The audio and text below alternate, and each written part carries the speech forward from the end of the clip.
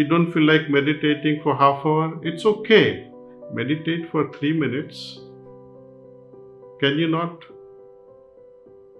And then see what happens.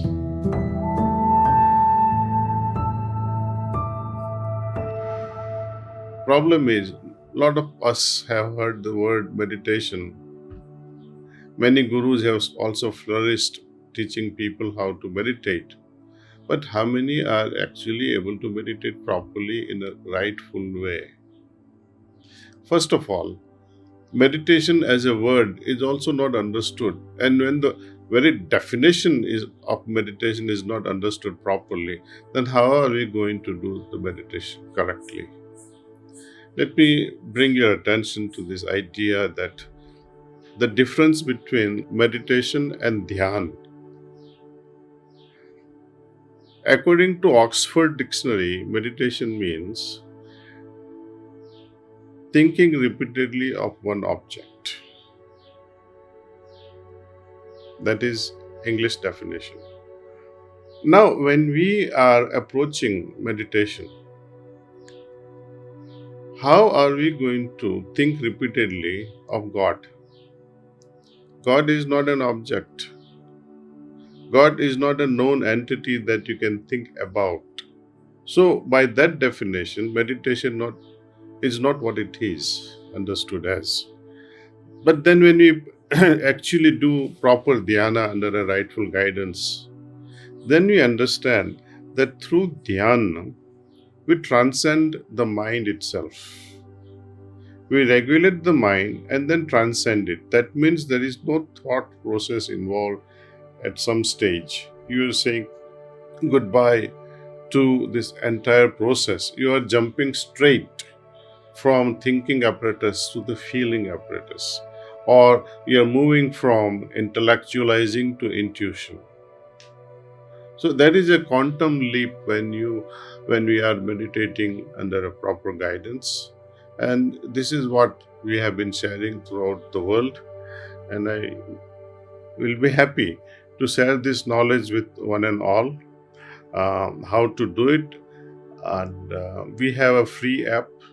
Anyone can download it. There are no charges whatsoever, neither in the beginning nor at any stage. How to use this app? Download it once, and whenever one feels like meditating, there will always be a trainer available on a one-to-one basis. For example, you woke up in Texas at maybe 2 o'clock in the morning. At that time, you felt like meditating. But whom are you going to wake up for, actually walking you through this process of meditation? Once you have this app on your phone and you like to meditate, you just press that button that I would like to meditate. Someone from other country, a preceptor, all these things, can be done. You see, somebody from the other side of the world who is awake can work with us, meditate with us, transmit to us, and make us experience properly the heights or the depths of meditation. For example, another scenario is, let us say you are at home and you have 2 kids and your wife is also like to meditate. So you are now 4. So in that app, when you request meditation, just say, I would like to meditate, and I have 3 other members in my family who likes to meditate. This can be either family members or patients or strangers also. It doesn't really matter. You can share this app.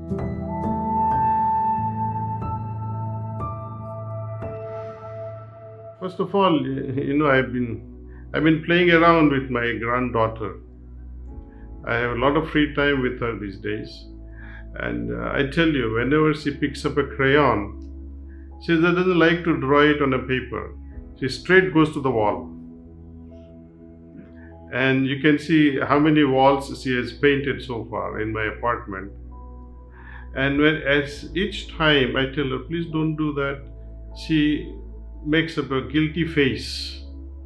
And, she'll take a crayon and quietly look behind, see if I'm watching her. She'll keep watching, and she'll go into a corner and find a spot where I'm not looking, and then she'll color that wall. I may not be able to watch every corner, but God does. Your higher self does. Your higher consciousness does watch you all the time.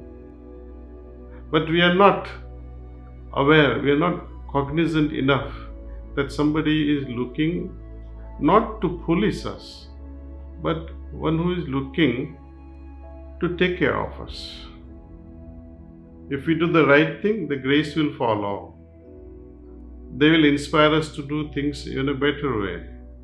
But if we falter, if we fail, He's not to come and say, let me help you. No. He's going to help us only when we do the right thing.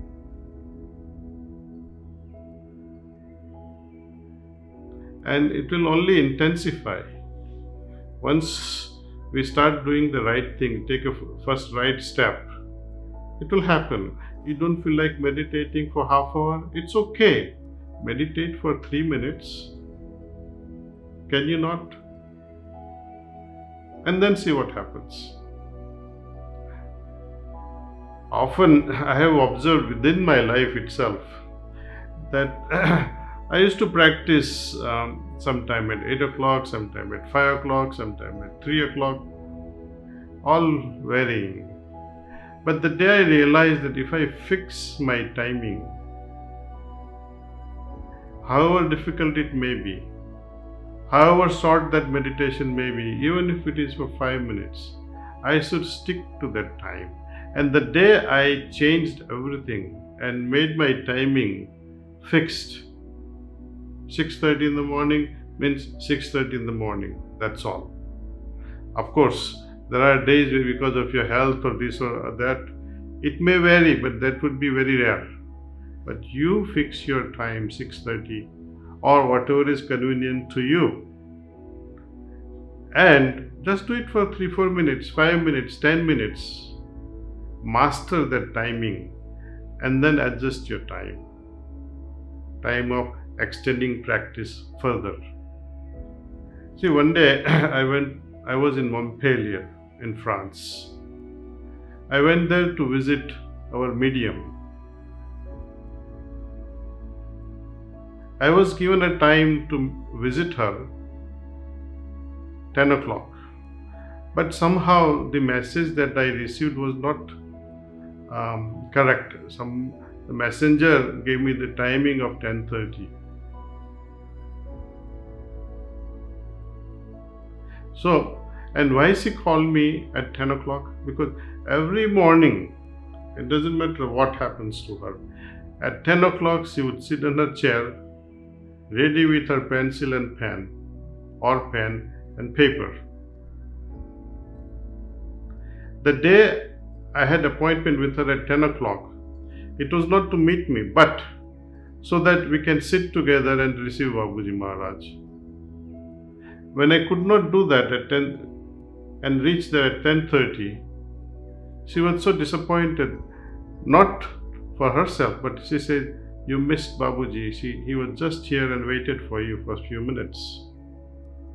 And that really breaks your heart. Take it for granted. Once we have our own routine, even they know when to visit us. But if we keep on changing timing and we remain unpredictable, this biological clock that was going to get established in ourselves will not happen. We are going to meditate anyway, so might as well fix a time. I'm not saying that meditate for 1 hour. I say meditate at least for a few minutes.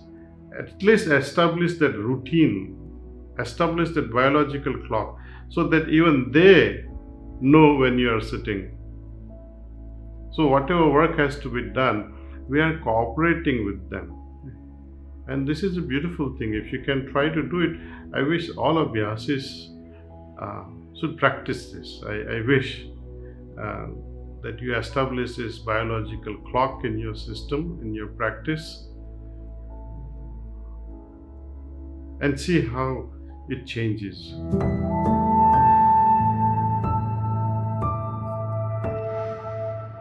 People who meditate, for example, what happens to them at the end of meditation? There is a lot of calmness, there is a state of absorbency, there is clarity of mind, there is lightness. Okay. Beautiful thing would be to hold on to these states. This I would call it earning. In business world, what do we earn? At the end of it is a profit. What is the profit of spirituality? When I practice meditation half hour or 1 hour in the morning, what is the outcome? What is it that I should hold on to and bank it in my heart? Such spiritual states. Something that I have earned, I practiced for, I must be able to retain it. I must not lose it at any cost. So my lifestyle changes. It is so important that to retain certain subtle spiritual states, I must adjust my lifestyle to support that spiritual experience. Least of all, I must be able to retain it as much as possible. In the beginning, what happens, you may forget. You go to a business and all of a sudden something goes wrong, and for a moment you are away from that noble state of spiritual condition that you had after meditation. You lose it temporarily. But then if you recall it back with your will, when the problem is somehow tackled or addressed, you can recall it back. Ideal thing would be not to let that condition go away while you are tackling the problem. I have always practiced in such a way that my idea is not to retain or maintain the morning state of mind which was gifted to me after morning meditation. I'm not very happy if at the end of the day, it remains the same. At the end of the year, when your capital is the same, that means you have lost a lot. When you compare other parameters, then you have lost it. If you give your son 10 crore rupees and after 10 years he has only 10 crores, when you include what we call inflation, etc., he has already lost it. But Papa, you gave me 10 and I'm giving you 10 back. No, it's not good enough. You expect it to multiply. When God gives us gift, spiritual gift, when we meditate, I have to multiply it during daytime. The very effort that I'm indulging in multiplying this inner state, that itself will give you so much of satisfaction. And when you remain meditative for most part of the day, the need to do the evening cleaning will absolutely drop off.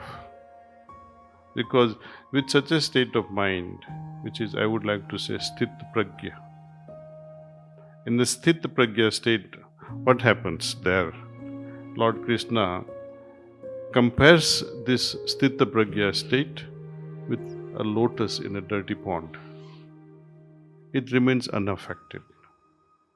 Our mind remains unaffected despite of all these actions and inactions around us, consciously or unconsciously. When we are in such a sthit pragya state, in a meditative state, nothing will affect you. Means no samskara, no karma that can tie you. So, simple effort, simple desire that yes, I like to maintain, at least if not, I should be able to increase this meditative state and the earnings of spiritual conditions that I have been bestowed with. See?